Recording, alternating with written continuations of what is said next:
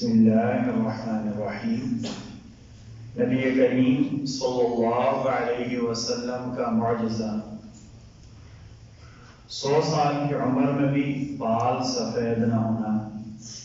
عمرو بن ثعلبہ جوہنی رضی اللہ تعالیٰ عنہ کہتے ہیں کہ میں سیالہ نامی جگہ پر نبی کریم صلی اللہ علیہ وسلم سے ملا، میں نے اسلام قبول کیا۔ آپ صلی اللہ علیہ وسلم نے اپنا مبارک ہاتھ میرے سر پر رکھ کر یوں پھیرا۔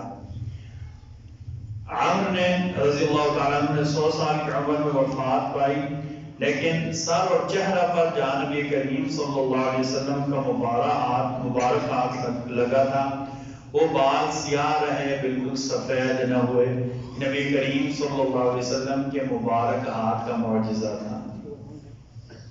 ایک فرض کے بارے میں، فجر اور عصر کی نماز پابندی سے پڑھنا۔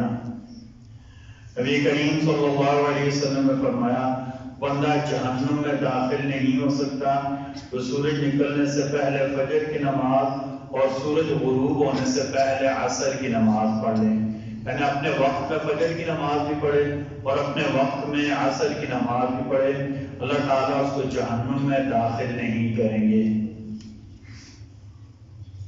ایک سنت کے بارے میں، دنیا اور آخرت میں عافیت کی دعا۔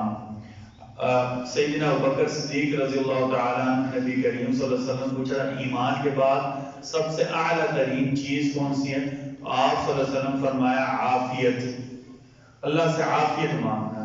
عافیت خیر سے بہت بڑھ کر ہے، ساری خیروں کے مجموعے کو عافیت کہتے ہیں۔ نبی کریم صلی اللہ علیہ وسلم فرمایا، بندہ جو دعائیں اپنے اللہ سے مانگتا ہے ان میں افضل ترین دعا یہ ہے، اللہم انی اسألک المعافاة فی الدنیا والآخرہ، اللہم انی اسألک المعافاة فی الدنیا والآخرہ، اللہ میں دنیا اور آخرت میں آپ سے عافیت کا سوال کرتا ہوں۔ نبی کریم صلی اللہ علیہ وسلم کی نصیحت، نبی کریم صلی اللہ علیہ وسلم نے فرمایا، اللہ کی تعظیم کرو، اللہ کا ادب کرو، اللہ کی عظمت کو مانو، اللہ کے سامنے سر جھکاؤ، اپنی مرادوں میں، اپنی حاجات میں، اپنی غمیوں میں، اپنی خوشیوں میں اپنا سر ہمیشہ اللہ کے سامنے جھکانا ہے، اللہ کے علاوہ کسی غیر کے سامنے سر نہیں جھکانا ہے۔ نبی کریم صلی اللہ علیہ وسلم نے فرمایا، اللہ کی تعظیم کرو، اللہ کے سامنے سر جھکاؤ، اللہ تعالیٰ تمہاری مغفرت فرما دیں گے۔ اللہ تعالیٰ ہم سب کو کہنے سننے سے زیادہ عمل کی توفیق عطا فرمائے۔ بسم اللہ الرحمن الرحیم۔ اللہم انا نسألک العفو والعافیة والمعافاة الدائمة فی الدین والدنیا والآخرہ برحمتک یا ارحم الراحمین۔